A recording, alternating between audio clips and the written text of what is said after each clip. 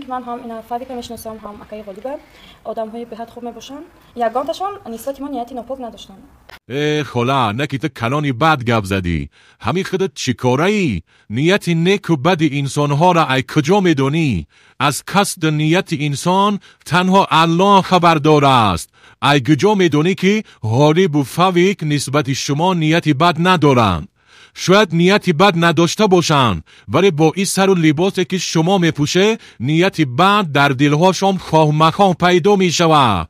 بلکه شما با این لباس پوشیدن مستفید 90 ساله را هم فاسد میکنی.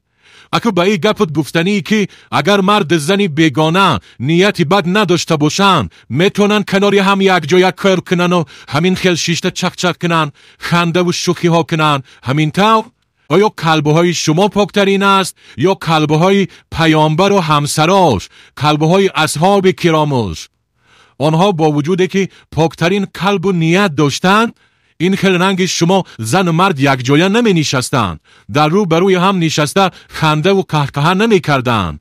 این کارهایی که شما میکنه نافرمانی خداوند است که عاقبتش آتش جهنم است. شما دین تا نفراموش کرده، راه شیطان انتخاب کرده.